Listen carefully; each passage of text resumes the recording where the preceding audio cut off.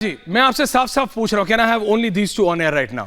नेहा जी, मैं पहले आपसे पूछता हूं, ये आप मुझे बताइए, ये रियलिटी है कि शादी के बाद सिर्फ 7% महिलाएं ही पढ़ाई जारी रख पाती हैं, 6% लड़कियों को शादी के बाद उनके घर वाले यानी ससुराल वाले पढ़ने की अनुमति देते हैं। ये आज के फैक्ट्स हैं, ये आज के फैक्ट्स हैं। और उसके बीच जब अधकचरी जानकारी, पुराने जमाने में कहते थे ना, हाफ इंफॉर्मेशन इज इविल, मतलब विनाशकारी हो जाती है। तो ये एक तरफ का पहलू जान के, एक तरफ के बारे में जान के, अभी आपने किसी के बारे में बताया, अभी आपने किसी कवि के बारे में बताया, वहां पे रहते थे, चले गए जेएनयू, क्या हुआ क्या नहीं हुआ। बट यहां एक महिला थी और उसको टारगेट करना इज इजी। महिला इज अ सॉफ्ट टारगेट, उसको आप टारगेट कर दीजिए अनामिका जी, उनके कैरेक्टर पे सवाल कर दीजिए, उनके चरित्र पे सवाल कर दीजिए, ऐसे ऐसे शब्दों का इस्तेमाल जो कभी होना भी नहीं चाहिए था लेकिन हो रहा है। So what's the solution for this? मेरे हिसाब से सॉल्यूशन ये है कि महिलाएं खुद अपने आप में, हम अभी स्टूडियो में 2 मेल एंकर्स हैं, 3 महिला एंकर्स, मेजॉरिटी इज फीमेल। मैं कह रहा हूं भाई, आप किसी से कमजोर थोड़ी है, महिला किसी से कमजोर थोड़ी है, लेकिन इसका जो रिएक्शन आता है वो सोसाइटी में, इट्स ए रियलिटी। जैसे ही, और मैं पहले नेहा जी से सवाल ले रहा हूं, नेहा जी, जब एक ऐसी जानकारी आती है ज्योति मौर्य के बारे में, तो 150 लोग अपनी अपनी बीवियों को, अपने घर की बेटियों को वापस बुला लेते हैं जो घर से बाहर शादी के बाद पढ़ने गई हैं। यह बताता है कि हमारे समाज की रियलिटी अभी भी क्या है। एज अ समाज भी हमको सोचने की जरूरत है, एज अ सोसाइटी। और वहां पे आप लोगों की जिम्मेदारी और बढ़ जाती है, क्योंकि जब आप लोग जाते हैं हजारों लाखों लोगों के बीच, तो आप जो मैसेज देती हैं उसका भी एक अलग इंपैक्ट होता है। Neha ji, first to you.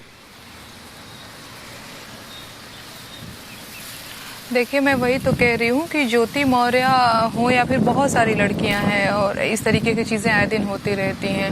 आपको पता है, महिलाओं को हतोत्साहित करने के लिए, लड़कियों को हतोत्साहित करने के लिए सबसे आसान टारगेट होता है उसका चरित्र हनन कर देना। आपको पता है, मैं लोकगीत लिखती हूँ, गाती हूँ, सोशल मीडिया पे मुझे भी ट्रोल करते हैं लोग, लेकिन सारी ट्रोल एक जगह और मेरी देह को लेकर के, मेरे चेहरे को लेकर के झूठा मूठा फोटो वगैरह एडिट करके जानबूझ के इस तरीके से चीज़ें सोशल मीडिया पे लोग वायरल करते रहते हैं। आए दिन मेरे खिलाफ ही ये सारी चीज़ें करते रहते हैं। तो मैं कह तो रही हूँ कि महिलाओं को टारगेट करना बड़ा आसान होता है। और जो ये ज्योति मौर्य, आलोक मौर्य वाला प्रकरण है, उसमें मैं एक और चीज़ बोलना चाहूँगी, क्योंकि अगर मैं गलत नहीं हूँ तो आलोक मौर्य ने शादी के कार्ड पे ये लिखवाया था कि मैं ग्राम विकास अधिकारी हूँ। फिर ज्योति मौर्य की शादी हुई, अगले दिन उनको पता चला कि वो सफाई कर्मी है। मुझे लगता है ना ऐश्वर्या जी की महिला, क्योंकि मैं महिला हूँ, मैं लड़की हूँ, मुझे लगता है कि महिला शायद गरीबी बर्दाश्त कर सकती है पति की, लेकिन छल नहीं बर्दाश्त कर सकती है। तो जिस रिश्ते का आधार, जिस रिश्ते की बुनियाद ही झूठ से हुई है, उसको आप बहुत लंबा चलेगा ये कैसे उम्मीद कर रहे हैं? तो पहला झूठ तो आपने बोला, पहली शुरुआत तो आपने की। आप तो बहुत उस टाइम फैंटम बन रहे थे कि नहीं बड़का मैं अधिकारी हूँ, और आप निकले सफाई कर्मी। अरे भाई, उस लड़की ने भी तो बड़ा अपना ड्रीम सजाया होगा कि भाई अधिकारी से मेरी शादी हो रही है, अगले दिन उसका सपना टूटा होगा। तो मैं समझ सकती हूँ कि ज्योति मौर्य उस टाइम किस मेंटल स्थिति में होंगी। फिर एक और बात होती है ना, हम लड़कियां बड़े मजबूर भी होती हैं।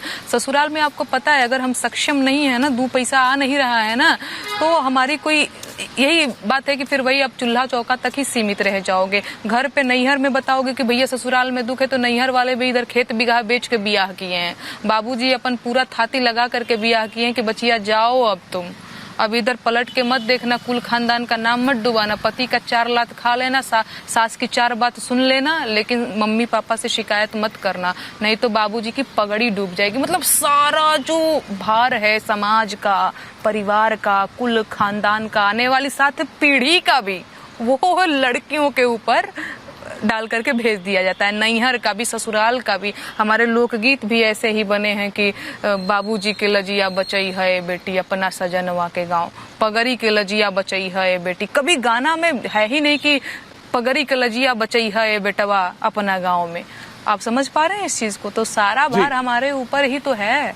तो मुझे लगता है कि हम चाहते हैं कि हर लड़की पढ़े, हर लड़की आगे बढ़े। और देखिए, व्यवस्था में हम बेहद मामूली लोग हैं, ठीक है, तो हम कुछ कर नहीं सकते हैं। कई बार तो हमारे जैसी महिलाएं भी शोषित हो जाती हैं, पीड़ित हो जाती हैं।